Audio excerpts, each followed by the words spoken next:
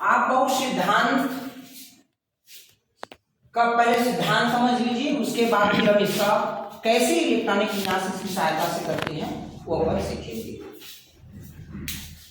ठीक है, तो आप कहो कोई वैज्ञानिक का नाम नहीं है, ठीक है, इस सिद्धांत का नाम रखा गया हो, तो आप उस सिद्धांत के अनुसार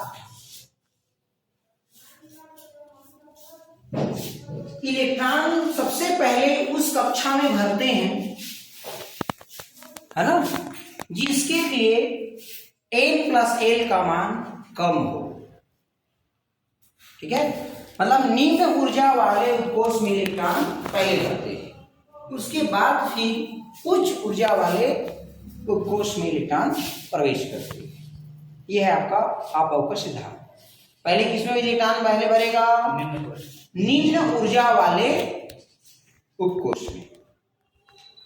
अब निम्न ऊर्जा वाला है या उच्च ऊर्जा वाला है वो बताता है n+l का नियम।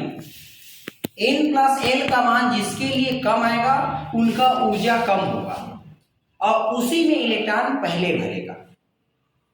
ठीक है, जिसके लिए n+l का मान अधिक होगा उसमें इलेक्ट्रॉन बाद में भरेगा। अब बात आता है कि कैसे आप बताओगे कि किसमें कम और किसमें ज्यादा, क्या कैसे, हमको समझ में नहीं आ रहा है, तो आइए देखते हैं। मान ली जाए, आपके एग्जांपल लेता हूं ना, इसके लिए मैं आपको दिया 4s लिखा हुआ है और 5p लिखा हुआ है और 3d लिखा हुआ है, तो इन तीनों में इलेक्ट्रॉन सबसे पहले किसमें भरेगा? इसे हम इसमें बताया कि आप लोगों को ना कि 1s 2s 2p 3s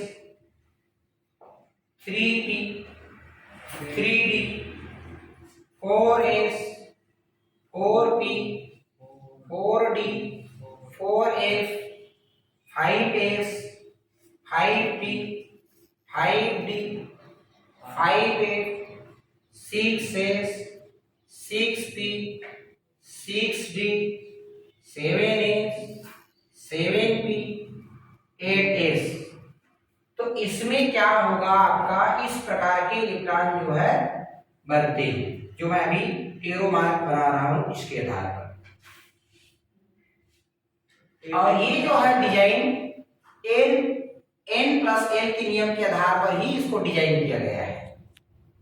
अब सबके लिए कौन बैठे बैठे निकाल के देखते रहेगा, इसलिए आप उन्हें मतलब आप उस सिद्धांत के अनुसार इस प्रकार के मतलब n+l के मान कम होगा उसमें पहले इलेक्ट्रॉन भरेगा, तो उसमें हम एक एक को निकालते नहीं बैठे रहेंगे। अभी निकाल के खैर मैं बताऊंगा, पर वो निकालते नहीं बैठे रहेंगे, उसके लिए ही इसको डिजाइन कर दिया गया है कि ये यदि स्ट्रक्चर बना लेते हैं तो इससे आपको मान निकालने की जरूरत नहीं, किसके लिए n+l का मान कम है ज्यादा है, आप डायरेक्ट इसके आधार पर इलेक्ट्रॉनिक विन्यास कर सकते हो।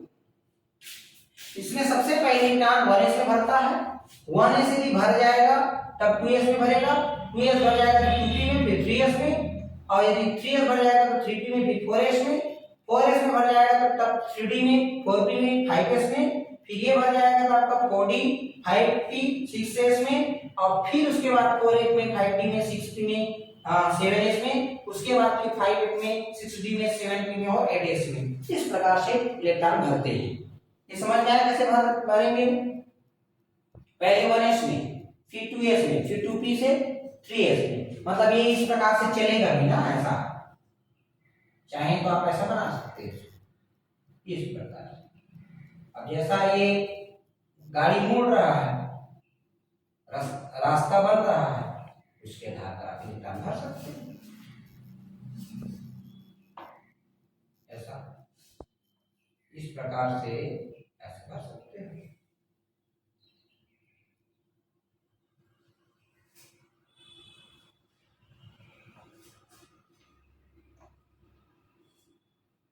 आ रहा है ना समझ में कैसे भरेगा ये? एरो मार्क से पता चल रहा है, पहले 1s में भरेगा, फिर 2s में, फिर 2p में, फिर 3s में, फिर 3p में, फिर 4s में, फिर 3d में, फिर 4p में, इसी प्रकार से इधर भी। ये तो क्लियर हुआ? पर आप देखो इधर देखो, पहले 4s में भर रहा है, उसके बाद देखो 3d में भर रहा है। देखो पहले 4s में भर रहा है, उसके बाद हम किसमें पहुंच रहे हैं, 3d। ठीक है, तो वो इसके जो डिजाइन किया गया है वो n+l के नियम के आधार पर उसको डिजाइन किया गया है। तो देखो जैसे मैं 4s लिया, तो 4s ले रहा हूं तो n का मान क्या होगा इसके लिए, 4s के लिए क्या होगा, n का मान 4, l का मान क्या होगा, a से 0, और इस तरह से n+l का मान क्या होगा फिर 4 + 0 मीन्स 4। आइए 5p में n का मान 5, l का मान p है तो 1, n+l इक्वल टू 5 + 1 की 6। आइए 3d में n का मान 3, l का मान 2, n+l बराबर 5। अब देखो इससे डिसाइड हो गया कि इसके लिए मान कम है, मतलब इसके लिए टर्म पहले भरेगा। ये देखो 4s में पहले टर्म भर रहा है इसी। उसके बाद 3d का मान कितना आ रहा है 5, इसलिए देखो 3d पहले उसके बाद भर रहा है 5। उसके बाद देखो 3d के बाद आपका 5p भर रहा है, क्योंकि 5p के लिए मान 6 है। तो जिसके लिए n+l का मान कम होगा उसमें इलेक्ट्रॉन पहले भरेगा। क्लियर हुआ? तो ये पहले मान निकाला गया साइंटिस्ट के द्वारा, और उसके आधार पर ये जो स्ट्रक्चर है उसको जमा दिया गया। वो बना, इसको निकालने के बाद ही उसको जमाए कि किसमें पहले भरेगा। हाँ, पर कभी कभी जो n+l का नियम है उसमें कभी क्या होता है, मान सेम आ जाएगा। तो जब सेम मान आ जाएगा तो उस स्थिति में इलेक्ट्रॉन किसमें पहले भरेगा, ये समस्या है। देखो सेम मान बताता हूं किसमें आ जाएगा। मान लीजिए मैं इसी में मैं 3p ले लेता हूं, तो 3p के लिए देखो n का मान 3, p का मान 1, तो n+l बराबर 3 + 1 यानी 4। ये भी 4, ये भी 4। तो अब इसमें किसमें पहले भरेगा, ये समस्या हो रहा है ना। हम बोले भाई n+l का मान जिसमें कम होता है उसमें इलेक्ट्रॉन पहले भरेगा, तो इतने सेम आ गए ना। तो जब सेम मान आ जाएगा तो उस आधार पर देखना है कि किसके लिए n का मान कम है, उसमें इलेक्ट्रॉन पहले भरेगा।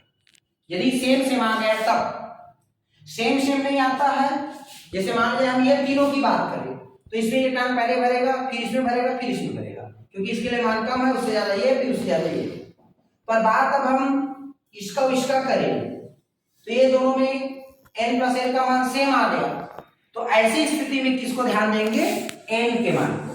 जिसके लिए n का मान कम होगा उसमें इलेक्ट्रॉन पहले भरेगा। और यही कारण है कि देख लो कि 3p में इलेक्ट्रॉन पहले भरता है, उसके बाद ही 4s में इलेक्ट्रॉन भरता है। ये देखो 3p में पहले भरा है, उसके बाद 4s में भरा है। तो ये था आपका n+l का नियम और आप बहुत प्रिंसिपल। ओके।